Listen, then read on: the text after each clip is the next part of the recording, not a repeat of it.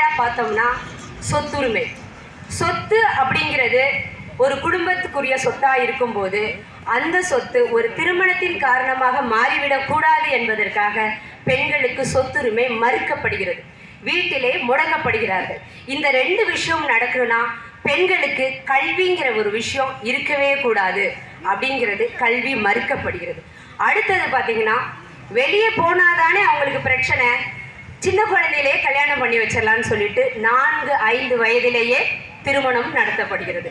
நம்ம தமிழகத்திலேயே மதராஸில் கணக்கெடுக்கும்போது 4 வயதுக்கு உட்பட்ட குழந்தைகள் 1882 23,500 குழந்தைகள் வெறும் 4 வயசுக்கு உட்பட்ட குழந்தைகள். இது நம்ம தமிழகத்தில். அப்போ வட இந்தியாவில் எடுத்துக்கிட்டா எவ்வளோ இருக்கும்? ராஜஸ்தான், மத்திய பிரதேசம் இது போன்ற பல பகுதியில் சின்ன குழந்தைகளுக்கு திருமணம் செஞ்சு வச்சாங்க, மதத்தின் ஒரு காரணமாக சொல்லி.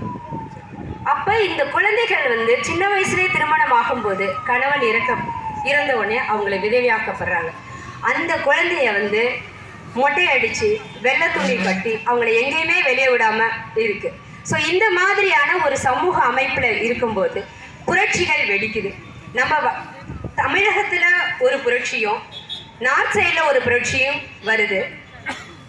ஜோதி பாபுலே அவர்கள் என்ன பண்ணுறாரு, இந்த மாதிரி குழந்தை திருமணத்தை தடுக்கணும், அதுக்கு குழந்தைகளுக்கு கல்வி ரொம்ப முக்கியம் அப்படின்னு சொல்லிட்டு முதலாக 1882 கல்விக்கூடத்தை திறக்கிறார்.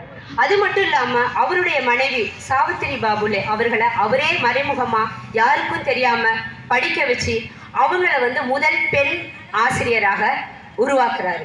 இது குழந்தைகளுக்கு கல்வி கற்றால் மட்டும்தான் அவர்கள் தன்னுடைய நிலைமையிலிருந்து அடுத்த நிலைக்கு மாறுவார்கள் என்ற நம்பிக்கை அவருக்கு இருந்தது. அதன் தொடர்ச்சியாக அவருடைய விழுதுகளாக தமிழகம் முழுவதும் இந்த திட்டம் பரவுது. குறிப்பாக இன்னொரு விஷயம் நான் சொல்லணும்னு நினைக்கிறேன். இந்த வேத காலமும் சரி, அதுக்கு பிந்திய காலமும் சரி, பெண்களையும் தலித் என்று சொல்லக்கூடிய மக்களையும் அடிமைப்படுத்தி கொண்டிருந்த நேரத்தில் பக்தி இயக்கம் தொடங்குது. அந்த பக்தி இயக்கம் மனு தர்ம சாஸ்திரத்தில் இருக்கக்கூடிய அந்த இடர்பாடுகளை கலைச்சி அவங்களுக்கும் பக்தி இயக்கத்தின் மூலம் வெளிவரக்கூடிய ஒரு சுதந்திரத்தை கொடுத்துச்சே தவிர ஜாதியில் எந்தவித மாற்றத்தையும் ஏற்படுத்தலை அப்படிங்கிறதையும் இங்கே நான் முன்வைக்கிறேன்.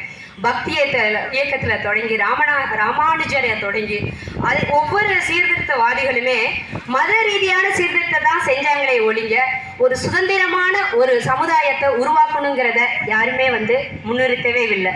இதில் பாதிக்கப்பட்டது பெண்கள் தான். இந்த பெண்கள் வர்ணாசிரம முறையிலும் பாதிக்கப்பட்டாங்க.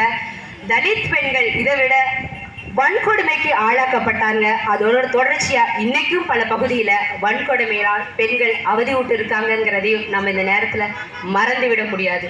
தமிழக